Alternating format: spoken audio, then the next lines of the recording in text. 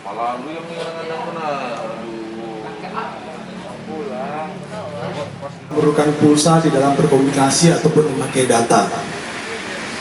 Nah, pembelian data maupun pembelian pulsa ini bisa dilakukan dengan cara membeli pulsa ke konter, kemudian juga elektronik atau kita telepon dan ditransfer. Nah, untuk itu penyelenggara jasa telekomunikasi menyediakan seseorang apabila ingin membeli pulsa bisa dilakukan secara elektronik.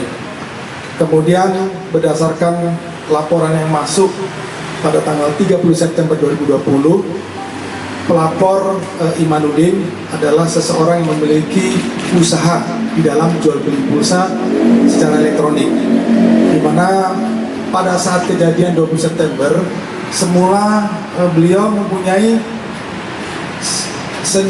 pulsa senilai 180 juta. Kemudian dicek, tiba-tiba berkurang dari 180 juta menjadi 123 juta. Padahal belum ada transaksi ataupun penjualan yang dilakukan. Sehingga dia merasa, wah ini punya saya hilang. Kemudian melaporlah ke jajaran Polda Kalsel. Tim telah terbentuk dan melakukan penyelidikan bersama-sama dengan pemilik toko. Kemudian dari September, Oktober, November akhirnya berhasil diungkap bahwa diduga ada 2 orang pelaku yang melakukan pencurian pulsa dengan cara mereka melakukan kalau kita istilahnya pembobolan sistem. Jadi pembobolan sistem yang kita namakan ada aplikasi add-on Digipos. Dia masuk, kemudian melakukan perubahan-perubahan, dan mereka juga membuat aplikasi sendiri, sehingga yang ada di Digipos ini beralih pulsa kepada beberapa handphone yang telah disediakan. Jadi mereka sudah menyiapkan handphone sehingga pulsa yang dicuri dimasukkan di beberapa handphone itu. Nah, dari handphone tersebut mereka menjual kembali kepada siapa saja yang membutuhkan.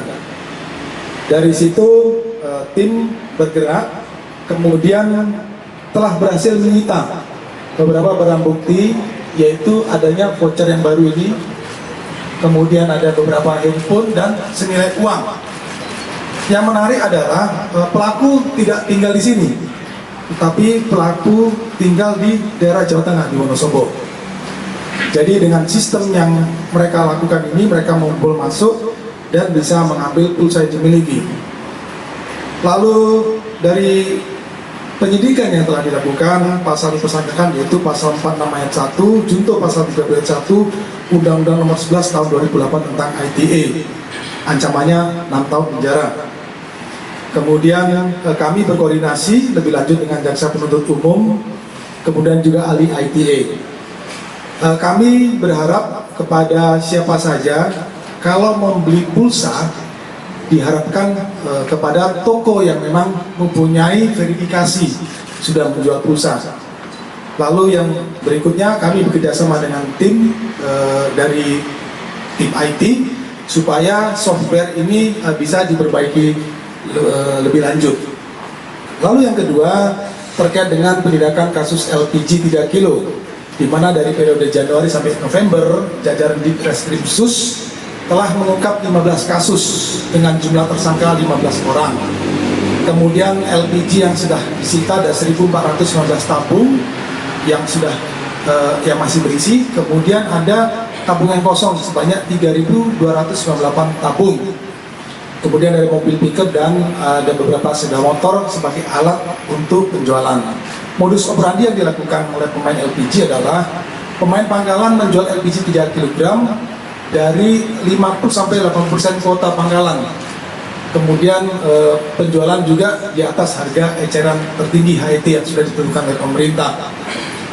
Pasal yang dipersangkakan adalah pasal 62 ayat 1 junto pasal 10A Undang-Undang nomor 8 tahun 1999 tentang perlindungan konsumen, dan juga menjual LPG 3 kg tanpa izin, dan diatur dalam pasal 106 junto pasal 24 ayat 1 Undang-Undang Nomor 74 Tahun 2014 tentang perdagangan dan penetapan bukan barang kebutuhan pokok, ancamannya 4 tahun penjara. Jajaran di Reskrim Sus akan selalu bekerjasama dengan Pertamina terkait dengan 3 hal, yaitu sampai ke konsumen, dan yang ketiga menjaga harga eceran tertinggi supaya masyarakat dimanapun berada bisa membeli dengan harga yang sama. Ini merupakan komitmen dari Pertamina dan kami mendukung supaya masyarakat di dalam kegiatan sehari-hari bisa mendapatkan LPG dengan harga yang murah. Mungkin demikian. Ada pertanyaan?